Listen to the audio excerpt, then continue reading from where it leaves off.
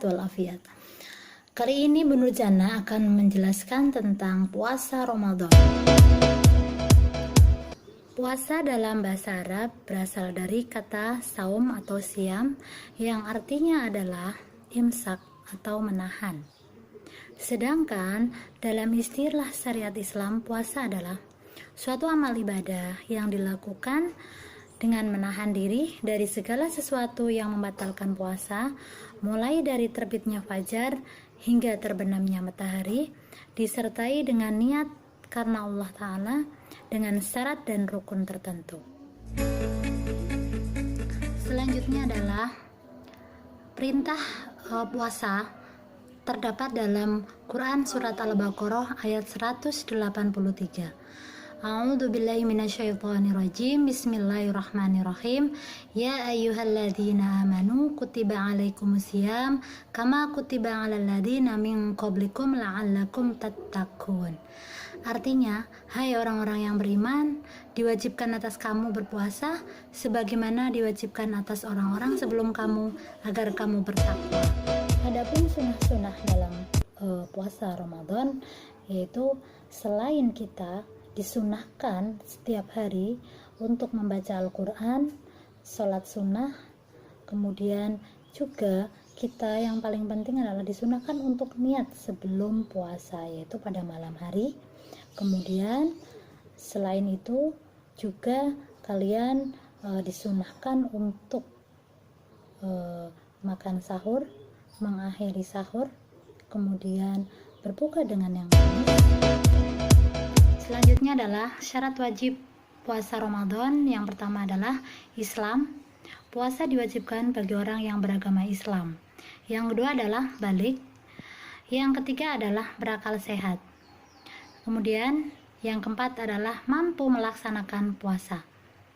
Selanjutnya adalah syarat sah puasa antara lain yaitu beragama Islam, kemudian mumayyiz atau orang yang bisa membedakan antara mana yang baik dan yang buruk. Yang ketiga adalah suci dari haid dan nifas. Selanjutnya adalah rukun puasa. Yang pertama adalah niat dalam hati. Niat itu diwajibkan pada tiap-tiap malam. Kemudian rukun puasa yang kedua yaitu menahan diri dari segala hal-hal yang membatalkan puasa, dari terbit fajar hingga terbenam matahari.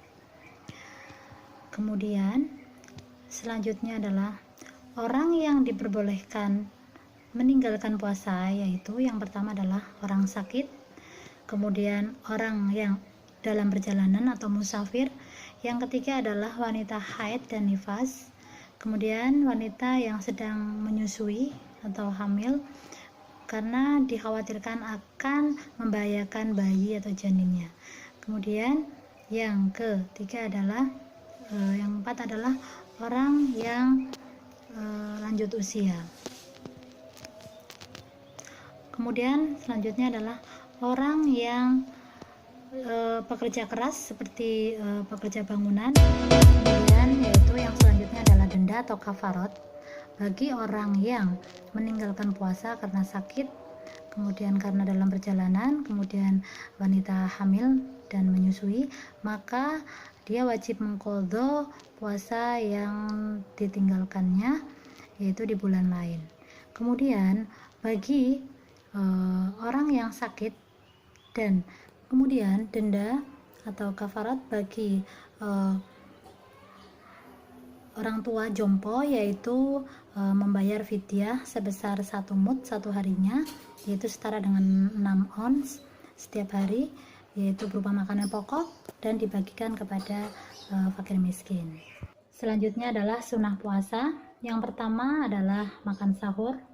Kita sebagai umat Islam disunahkan untuk makan sahur sebelum puasa, karena dalam hadis Rasulullah disebutkan bahwasannya apabila kalian makan sahur, maka di dalam makan sahur itu adalah ada yang namanya keberkahan.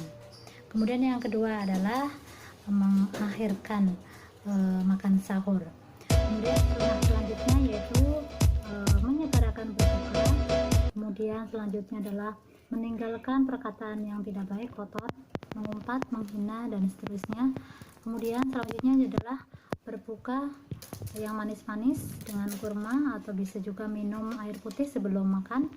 Kemudian selanjutnya adalah memberikan makan kepada orang lain untuk berbuka. Ya, kemudian selanjutnya adalah hal-hal yang membatalkan puasa. Yang pertama adalah murtad, yang kedua muntah dengan sengaja, yang ketiga adalah makan, minum, merokok dengan sengaja. Kemudian selanjutnya adalah haid, nifas, kemudian adalah pingsan, kemudian adalah mabuk, kemudian adalah jima atau berhubungan suami istri pada saat puasa Ramadan. Kemudian muntah dengan sengaja, makan dan minum, merokok dengan sengaja, haid, nifas, gila, mabuk, pingsan, kemudian jima atau berhubungan suami istri pada saat puasa. Selanjutnya adalah hikmah atau manfaat berpuasa, antara lain dapat mendidik diri untuk bersabar dalam menghadapi cobaan dan penderitaan seperti sekarang ini, yaitu kita sedang ada wabah COVID.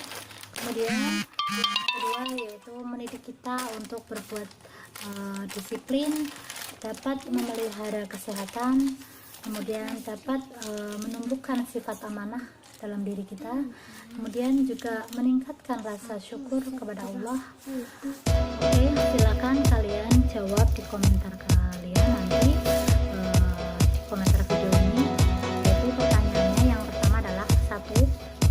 Apa pengertian puasa secara bahasa maupun istilah? Yang kedua, sebutkan syarat-syarat wajib puasa. Yang ketiga, sebutkan syarat sah wajib puasa. Yang keempat adalah sebutkan hal-hal yang membatalkan puasa. Yang kelima adalah dalam Quran surat berapa Allah memerintahkan kita untuk berpuasa Ramadan. Terima kasih. Demikian